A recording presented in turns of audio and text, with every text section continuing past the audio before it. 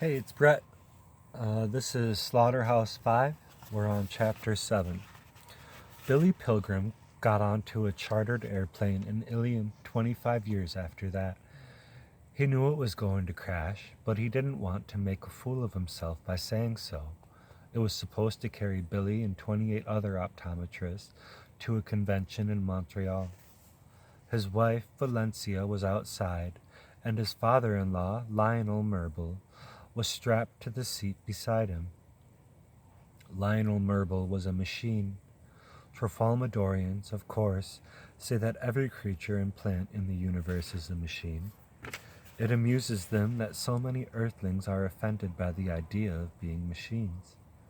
Outside the plane, the machine named Valencia Merble Pilgrim was eating a Peter Paul Mound bar and waving bye-bye. The plane took off without incident. The moment was structured that way. There was a barber shop quartet on board. They were optometrists, too. They called themselves the Febs, which was an acronym for Four-Eyed Bastards. When the plane was safely aloft, the machine that was Billy's father-in-law asked the quartet to sing his favorite song. They knew what song he meant, and they sang it, and it went like this. In my prison cell I sit, with my britches full of shit, and my balls are bouncing gently on the floor. And I see the bloody snag when she hit me in the bag. Oh, I'll never fuck a Polak anymore. Billy's father-in-law laughed and laughed at that, and he begged the quartet to sing the other Polish song he liked so much, and they sang a song from the Pennsylvania coal mines that began, Me and Mike, we work in mine, holy shit, we have good time.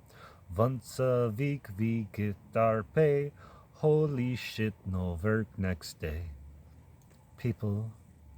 Speaking of people from Poland, Billy Pilgrim accidentally saw a Pole hanged in public about 3 days after Billy got to Dresden.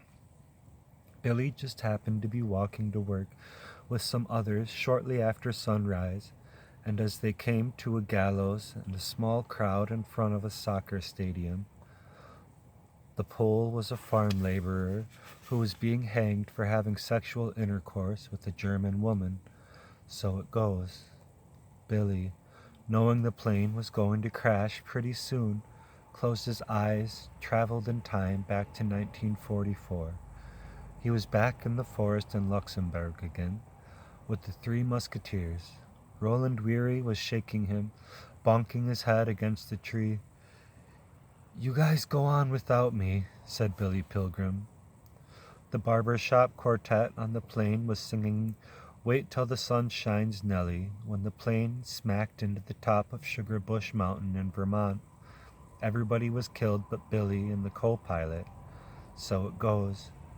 The people who first got to the crash scene were young Austrian ski instructors from the famous ski resort below. They spoke to each other in German as they went from body to body. They wore black wind masks with 2 holes for their eyes and a red top knot.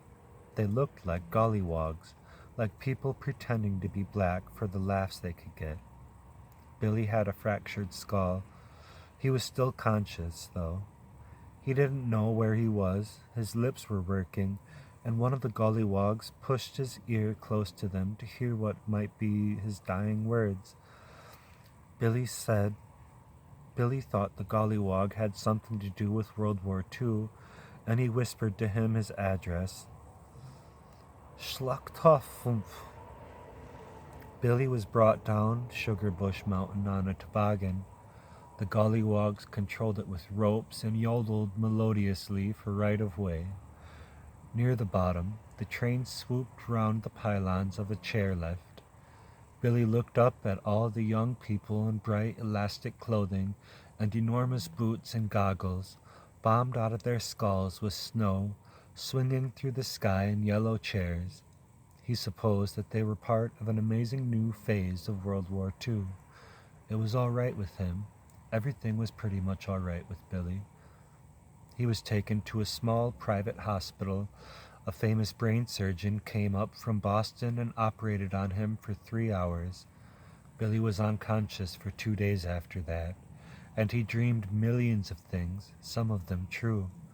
The true things were time travel. One of the true things was his first evening in the slaughterhouse.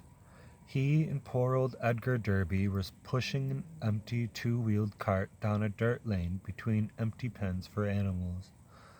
They were going to a communal kitchen for supper for all. They were guarded by a 16-year-old German named Werner Gluck. The axles of the cart were greased with the fat of dead animals, so it goes. The sun had just gone down. Its afterglow was backlighting the city, which formed low cliffs around the bucolic void into the idle stockyards. The city was blacked out because bombers might come, so Billy didn't get to see Dresden do one of the most cheerful things a city is capable of doing when the sun goes down, which is to wink its lights on one by one. There was a broad river to reflect those lights, which would have made their nighttime winkings very pretty indeed. It was the Elbe. Werner Gluck, the young guard, was a Dresden boy. He'd never been in the slaughterhouse before, so he wasn't sure where the kitchen was.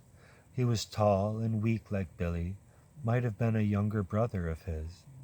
They were, in fact, distant cousins, something they never found out. Gluck was armed with an incredibly heavy musket, a single-shot museum piece with an octagonal barrel and a smooth bore. He had fixed his bayonet. It was like a long knitting needle. It had no blood gutters. Gluck led the way to a building that he thought might contain the kitchen, and he opened the sliding door in its side. There wasn't a kitchen in there, though. It was a dressing room adjacent to a communal shower. There was a lot of steam. In the steam were about 30 teenage girls with no clothes on. They were German refugees from Breslau, which had been tremendously bombed. They had just arrived in Dresden, too. Dresden was jammed with refugees. There those girls were, with all their private parts bare for anybody to see, and there in the doorway were Gluck and Derby and Pilgrim, the childish soldier and the poor old high school teacher, and the clown in his toga and silver shoes, staring. The girls screamed. They covered themselves with their hands and turned their backs and so on, and made themselves utterly beautiful. Werner Gluck, who had never seen a naked woman before, closed the door. Billy had never seen one either. It was nothing new to Derby. When the three fools found the communal kitchen, whose main job was to make lunch for workers in the slaughterhouse, everybody had gone home, but one woman who had been waiting for them impatiently. She was a war widow, so it goes. She had her hat and coat on. She wanted to go home, too, even though there wasn't anybody there. Her white gloves were laid out side by side on the zinc countertop. She had 2 big cans of soup for the Americans. It was simmering over low fires on the gas range. She had stacks of loaves of black bread, too. She asked Gluck if he wasn't awfully young to be in the army. He admitted that he was. She asked Edgar Derby if he wasn't awfully old to be in the army. He admitted he was. She asked Billy Pilgrim what he was supposed to be. Billy said he didn't know. He was just trying to keep warm. All the real soldiers are dead, she said. It was true. So it goes. Another true thing was that Billy saw while he was unconscious in Vermont was the work that he and the others had to do in Dresden during the month before the city was destroyed. They washed windows and swept floors and cleaned lavatories and put jars into boxes and sealed cardboard boxes in a factory that made malt syrup. The syrup was enriched with vitamins and minerals. The syrup was for pregnant women. The syrup tasted like thin honey laced with hickory smoke, and everybody who worked in the factory secretly spooned it all day long. They weren't pregnant, but they needed vitamins and minerals too. Billy didn't spoon syrup on his first day at work, but lots of other Americans did. Billy spooned it on his second day. There were spoons hidden all over the factory, on rafters, in drawers, behind radiators, and so on. They had been hidden in haste by persons who had been spooning syrup, who had heard somebody else coming. Spooning was a crime. On his second day, Billy was cleaning behind a radiator and he found a spoon. To his back was a vat of syrup that was cooling. The only other person who could see Billy and his spoon was poor old Edgar Derby, who was washing a window outside. The spoon was a tablespoon. Billy thrust it into the vat, turned it around and around, making a gooey lollipop. He thrust it into his mouth. A moment went by, and then every cell in Billy's body shook him with ravenous gratitude and applause. There were diffident raps on the factory window. Derby was out there, having seen it all. He wanted some syrup, too. So Billy made a lollipop for him.